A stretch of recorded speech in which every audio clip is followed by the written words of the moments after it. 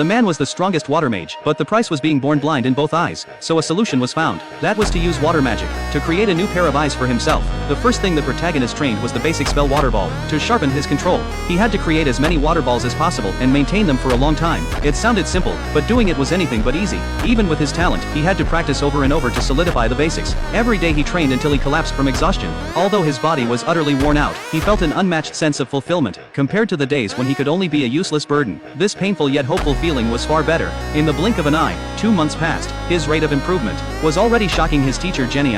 Although it looked like he was only maintaining 7 water balls, it represented incredibly precise control. Even Jenny felt inferior in comparison. And since his age wasn't suitable for learning offensive magic, there was little left she could teach him. But the payment from his Marquis father was simply too high. So just to make a living, Jenny decided to hang on for another half year. The protagonist's water talent was closely tied to his congenital blindness. It came from something called a hero's scar, a blessing that only appears in the descendants of heroes. At birth, one would lose a body part, or a sense, or even an emotion, but in return, they would gain extreme talent in one field. The protagonist was the first person in 100 years to receive a hero scar in the kingdom, and with his father being a powerful marquis, he was engaged to the 9th princess from birth. However, Princess Milika didn't like him. It wasn't discrimination against the blind, rather, his blindness made him gloomy in temperament. The thought of spending her life with such a person made Milika uneasy, but as royalty, she had no choice. She still had to follow tradition and build a relationship with her fiancé. Yet, during this meeting, she realized his entire presence was different. Not only were his manners refined, he always wore a warm, comforting smile. He even used water magic to amuse her. When the water ball shattered and formed a beautiful rainbow in the air,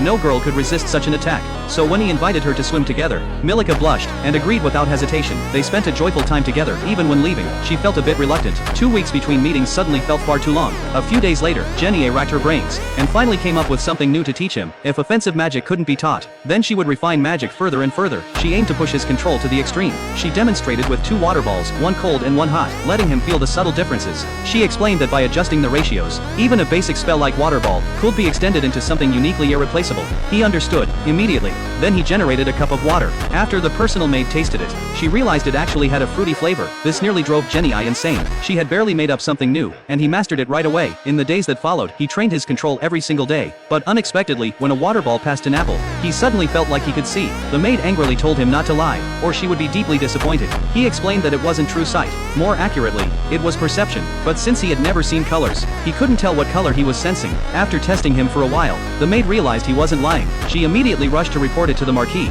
The Marquis was thrilled. Being able to distinguish colors, and reading was possible as well. That would make his future path much easier. But after gaining sight, his magic research became even bolder. He actually tried to create a massive blood-red water ball. Yet when he heard his mother call out, he lost focus. With one small mistake, the water ball burst. He ended